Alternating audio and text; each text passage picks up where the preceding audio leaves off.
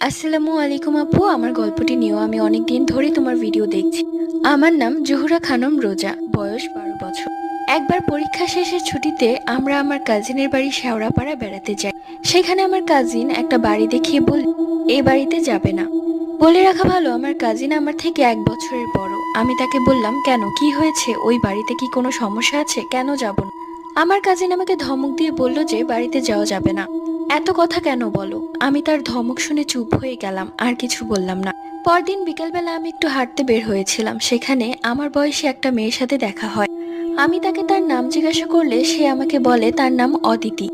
ও দেখতে অনেক সুন্দর। আমি তাকে জিজ্ঞেস করলাম, তুমি কোথায় থাকো? ও আমাকে ওই বাড়িটা দেখিয়ে দিয়ে বলল ও বাড়িতেই থাকে, যে বাড়িটা আমার কাজিন যেতে মানা করেছিল। আমি বললাম, ও আচ্ছা। ও আমাকে বলল, আজ রাতে প্লিজ তুমি আমার বাড়িতে চলো, আমি আমার মা বাবার সাথে তোমাকে দেখা করিয়ে দিব। আমি তাকে বললাম, ওকে। সে বলল, তাহলে আজ রাত 12টার সময় দেখা করি। আমি তাকে বললাম, এত রাত কেন? ও আমাকে বলল যে, কোথায় এত রাত, মাত্র 12টায়। আমি বললাম, আচ্ছা ঠিক আছে। আমার সাথে একটা লোহার টর্চ এবং একটা তাবিজ ছিল, যে তাবিজটি আমাকে একটা হুজুর দিয়েছিল, কারণ ছোটবেলায় আমি খুব ভয় পেতাম। কেন জানি না, অদিতি আমার হাতে লোহার টর্চ লাইট দেখে অনেক ভয় পাচ্ছিল এবং আমার কাছ থেকে দূরে দূরে থাকছে। আমি ওকে বললাম, কি হয়েছে, কোনো সমস্যা? ও আমাকে বলল, কেন তুমি লোহার টর্চ লাইট নিয়ে এসেছো? এসবের কোনো দরকার ছিল না, এটা তুমি ফেলে দাও। আমি বললাম, দরকার আছে, বিপদ আপদে কাজে লাগবে।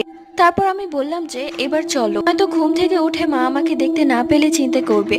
ও বলল, ঠিক আছে। আমরা ওই বাড়ির ভেতরে প্রবেশ করলাম। ভেতরটা কেমন ছমছম করছে, খুব ভয় লাগছে। অদিতি বলল, তুমি একটু ঘুরে দেখো, আমি আসছি। আমি ঘুরতে ঘুরতে 3 তলায় চলে গেলাম। হঠাৎ মনে হলো আমার গায়ে তরল জাতীয় কিছু পড়লো। উপরে তাকিয়ে যা দেখলাম তা এক কথায় অবিশ্বাস্য। ফ্যানের ফাঁসি দড়িতে ঝুলছে অদিতির নিথর দেহ। তারপর আমি সামনে তাকাই, দেখি অদিতি তো আমার সামনে দাঁড়িয়ে আছে।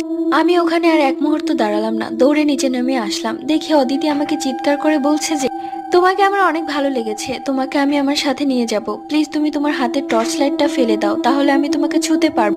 আমি আর সেখানে এক মুহূর্তও ছিলাম না, দৌড়ে বাহিরে চলে আসলাম। সকালবেলা আন্টি আমাকে জিজ্ঞেস করলো, তুমি কালকে একা একা কোথায় গিয়েছিলে?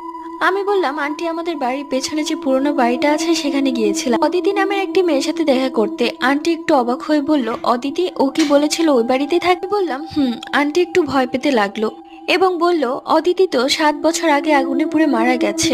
ওর আত্মীয় ওর সম্পত্তির লোভে ওকে মেরে ফেলেছে আগুনে পুড়িয়ে। এই কথা শুনে আমরা সেখানে আর থাকিনি। তার পরের দিনই আমরা সেখান থেকে রওনা দিই বাড়ির উদ্দেশ্যে। তাতে আমার অনেক জ্বর এসেছিল। আমি আজও ভুলতে পারি না সেই